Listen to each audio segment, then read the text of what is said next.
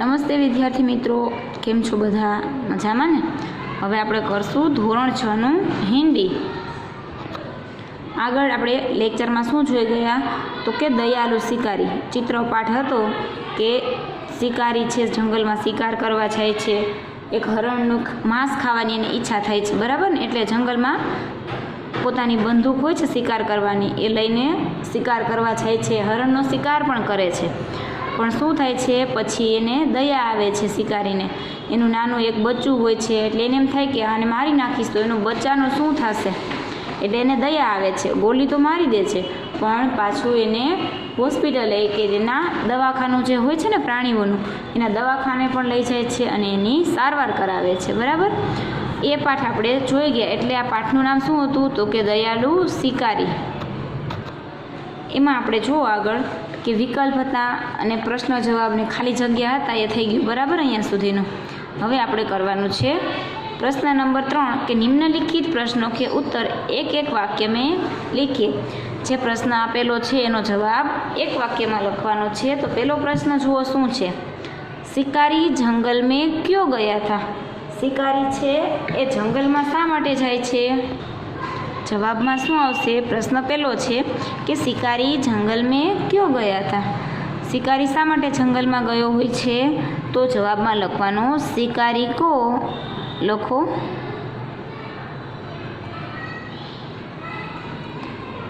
शिकारी को हिरनी का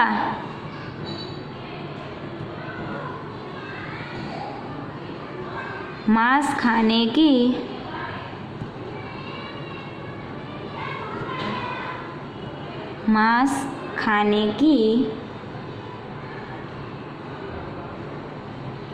इच्छा हुई थी.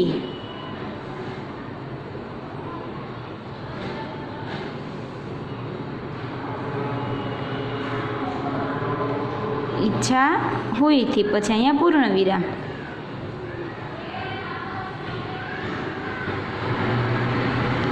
इसलिए वह बंदूक लेकर जंगल में गया था. जंगल में गया था પછી પૂર્ણ વિરામ, બરાબર ને? શું જવાબમાં લખવાનું તો કે शिकारी को हिरनी का मांस खाने की इच्छा हुई थी, इसलिए वह बंदूक लेकर जंगल में गया था. શિકારીને હરણનું માંસ ખાવાની ઈચ્છા થઈ હતી, એટલે પોતાની બંદૂક લઈને જંગલમાં જાય છે. પ્રશ્ન નંબર 2 हिरनी देखने में कैसी थी? જે હરણી હતી એ દેખાવમાં કેવી હતી? તો એનો જવાબ લખો हिरनी देखने में मोटी ताजी है. મોટી અને તાજી માજી હતી ને, હરણી હતી એ કેવી હતી તો કે મોટી અને તાજી હતી. હવે જુઓ, આ બે પ્રશ્ન અહીંયા પૂરા થઈ ગયા. હવે લીથામાં આગળના પેજમાં જોઈએ. હવે જોઈએ પ્રશ્ન નંબર 3 કે શિકારી की गोली हिरनी को कहाँ लगी थी? શિકારી જે ગોલી મારે છે એ હિરણીને ક્યાં લાગે છે? એનો જવાબમાં લખો શિકારી की गोली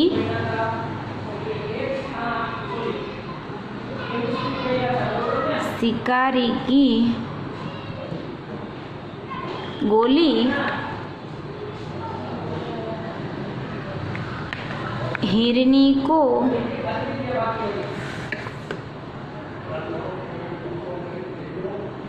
उसकी टांग में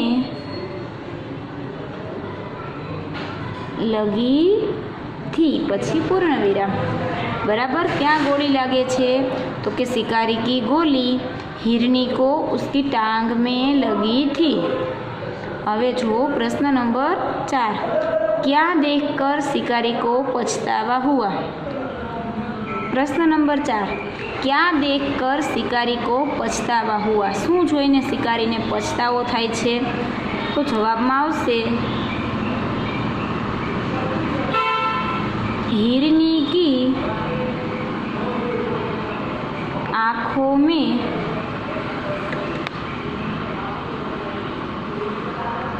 आंसू। शिकारी गोली मारे छे એટલે હિરણીના આંખમાં આંસુ આવી જાય છે, બરાબર। આંસુ देखकर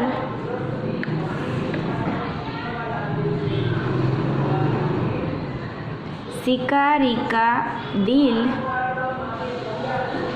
भर आया।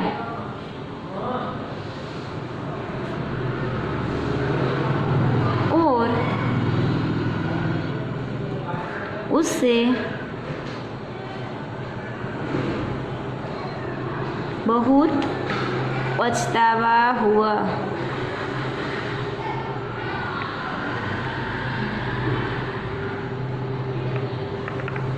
પછી પૂર્ણ વિરામ, બરાબર।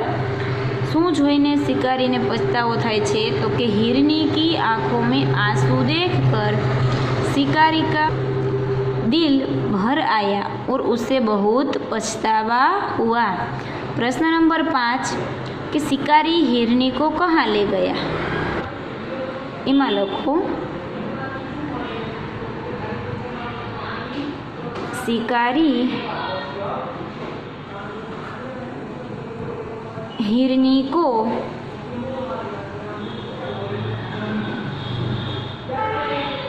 इलाज के लिए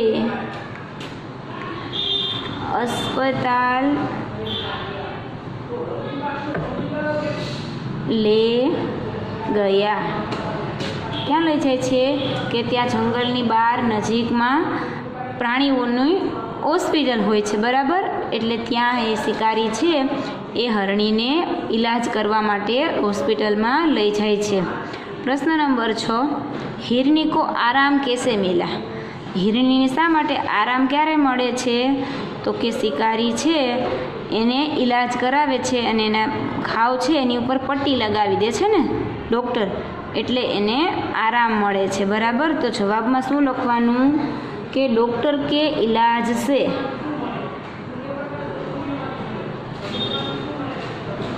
डॉक्टर के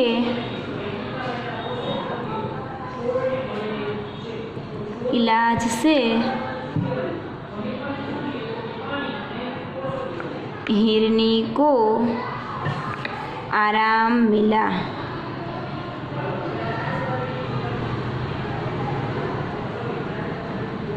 जवाब व्यवस्थित અને સારા અક્ષર કરીને લખવાનો છે। ડૉક્ટર કે ઇલાજ સે हिरनी को आराम मिला। પછી પ્રશ્ન નંબર 7 प्रश्न नंबर 7 में शू है? तो कि शिकारी ने हिरनी के साथ कैसा व्यवहार किया और क्यों? शिकारी है ए हरणी साथे केवो व्यवहार करे छे? तो जवाब में लखवानो शिकारी ने हिरनी के साथ दयापूर्वक केवा व्यवहार करे छे? दयापूर्वक व्यवहार किया, क्योंकि उसकी हालत देखकर उसे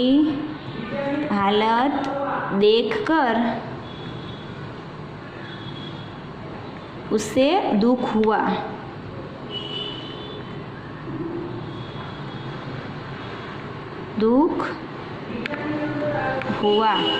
प्रश्न जवाब व्यवस्थित और सारा अक्षरे લીટી में समाई जाए एवी रीते लखवानो, बराबर। शू जोईने? तो कि शिकारी ने हिरनी के साथ दयापूर्वक व्यवहार किया, क्योंकि उसकी हालत देखकर उसे दुख हुआ। कारण के तेने गोली मारे छे पछी एनी हालत छे पोताने एने पगमां गोली लागे छे, पगमां गोली लागे छे एटले हरणी छे પોતાના આંખમાં આંસુ આવી જાય છે, રડવા લાગે છે, એટલે શિકારીને એવી દયા આવે છે અને એની સાથે કેવો વ્યવહાર કરે છે? દયાપૂર્વક વ્યવહાર કરે છે, બરાબર। હવે જોઈએ પ્રશ્ન નંબર 8 કે यदि शिकारी की जगह तुम होते तो क्या करते? આ શિકારી છે એની જગ્યાએ જો તમે લોકો હોય તો તમે એની સાથે શું વ્યવહાર કરો? એનો જવાબ લખો। એનો જવાબમાં લખો यदि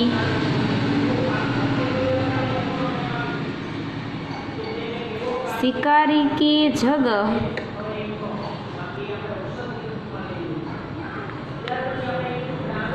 में होता तो कभी निर्दोष पशु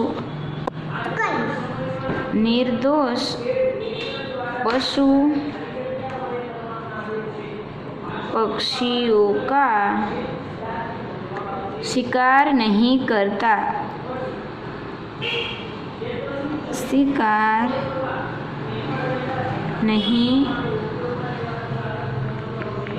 આપણે શું કરીએ છું, શિકારીની જગ્યાએ આપણે હોય તો આપણે શું કરીએ તો કે यदि शिकारी जगह में होता तो कभी निर्दोष पशु पक्षियों का शिकार नहीं करता। હું હોય તો ક્યારેય શિકારીનો નિર્દોષ જે પ્રાણીઓ અને પક્ષીઓ છે એને આપણે નુકસાન પહોંચાડવું જોઈએ નહીં। બરાબર। હવે જોઈએ પ્રશ્ન નંબર 5 કે શિકારીને हिरनी को कैसे बचाया। શિકારી પહેલાં એને ગોલી તો મારી દે છે, પછી એને કેવી રીતે બચાવે છે એ તમારે અહીંયા જવાબમાં લખો। ચાલો એમાં લખવાનું છે કે शिकारी की गोली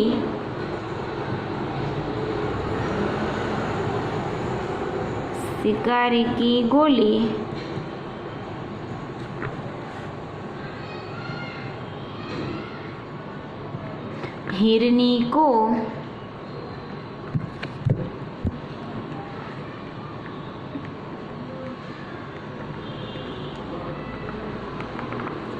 क्या लगे छे तो कि हिरनी को टांग में लगी थी। क्या लगे छे टांग में लगी थी। शिकारी हिरनी को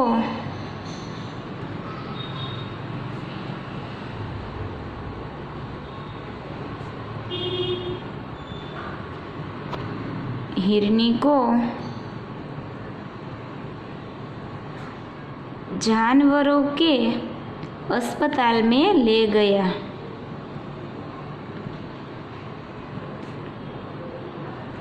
अस्पताल में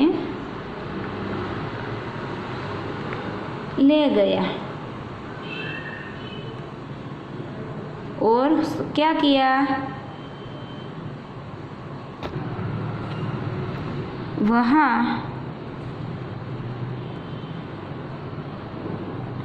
डॉक्टर ने हिरनी का इलाज किया।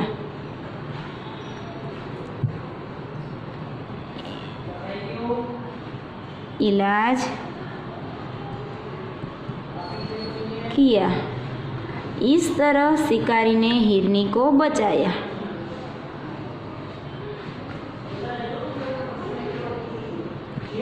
इस तरह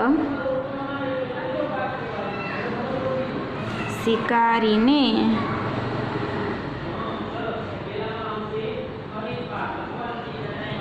हिरनी को बचाया। पूरो थई गयो अहींया प्रश्ननो जवाब। बराबर। बधाने व्यवस्थित लखाय छे। हाँ, तो समझाई गयुं कि शिकारी छे ए केवी रीते हिरनीने बचावे छे। तो शिकारी छे ए गोली मारे छे तो हिरनीना टांग एटले के पगमां गोली लागे छे। पछी ए शिकारी छे ए हिरनीने जानवरों एटले के प्राणीओनुं छे दवाखानु होय छे त्यां लई जाय छे। एटले डॉक्टर एनो इलाज करे छे अने मरहम लगावी अने पट्टी लगावी दे छे। एटले शिकारी छे आवी रीते हरणने बचावी ले छे। बराबर। प्रश्ननो जवाब थई गयो। हवे आगळ अहींया प्रश्न पाठ नंबर 2 छे कि बातुनी कछुआ। आगळ छे कहानी जोई नंबर 1। हवे बीजी आवी रीतना चित्रपाठ छे कि बातुनी कछुआ। कछुआ एटले काचबो, वातुड़ियो काचबो अथवा लपलपियो काचबो। आपणे जोयो तो ने पाठ पहेला नाना धोरणमां आपणे भणता त्यारे आपणे गुजरातीमां पाठ शीखी गया कि लपलपियो काचबो। काचबो छे एने बोलवानी टेव वधारे होय छे। एक કારણ વગર ખોટી રીતે વધારે પડતું બોલ કરતો હોય છે, બરાબર. એ કહાની આપણે અહીંયા સમજવાની છે. તો જો ચિત્ર આપેલું છે અને એ પાઠ હું સમજાવીશ, એ તમારે સાંભળવાનો. જો, એક તાલાબ થા, એક तालाब था. तालाब એટલે શું થાય? તો કે તળાવ. એક તળાવ હતું. उसमें एक कछुआ रहता था. कछुआ એટલે કાચબો. તો કે તળાવમાં એક કાચબો રહેતો હતો. वह बहुत बातूनी था એટલે કે તે ખૂબ જ બોલકો હતો અથવા વાતુડિયો હતો એમ. તે ખૂબ જ વાતું કરતો હતો. वही दो हंस भी रहते थे. ત્યાં તળાવમાં કાચબો રહેતો હતો, એની નજીક જ બે હંસ પણ રહેતા હતા. वे उसके अच्छे मित्र बन गए थे. કાચબો છે એ તળાવમાં રહેતો હતો અને એની બહાર નજીકમાં બે હંસ રહેતા હતા. આ બંને હંસ છે એ કાચબાના મિત્ર બની ગયા હતા, બરાબર. એક સાલ વહાં બરસાત બહુત કમ હોય. જ્યાં કાચબો રહેતો હતો ત્યાં એક વર્ષ એવું જ હોય છે કે ખૂબ વરસાદ ઓછો પડે છે. તાલાબ કા પાણી સૂખને લગા. વરસાદ ઓછો પડે એટલે તળાવમાં પાણી છે એ સુકાઈ જાય છે. હંસોને કછુએ કે સાથ દૂસરે તાલાબ પર જાને કા નિશ્ચય કિયા. હંસ તો શું કરે, ઉડી શકે ને, એટલે એ કાચબાને વાત કરે છે કે આપણે કે અહીંયા પાણી ઓછું છે તો આપણે કેવી રીતે રહી શકીએ, એટલે આપણે ચાલો બીજી જગ્યાએ રહેવા માટે વયા જાય એમ, એવો એ વાત કરે છે. वे एक लकड़ी ले आए और उसका एक एक सिरा अपनी अपनी चोंच से पकड़ लिया. પણ કાચબાને પણ કહે છે કે આપણે બધાએ કે ચાલો હવે અહીંયા વરસાદ નથી, પાણી ઓછું થઈ ગયું છે તળાવમાં, તો આપણે બીજી જગ્યાએ જતા રહીએ. તો બીજો એક હંસ હોય છે એ શું કરે છે, લાકડીનો એક કટકો લઈ આવે છે અને પોતાની ચાંચ વડે એક એક બાજુથી પોતાની ચાંચમાં एक एक छेड़े थी पकड़ी ले छे. और बीच का भाग कछुए ने अपने मुंह में पकड़ लिया.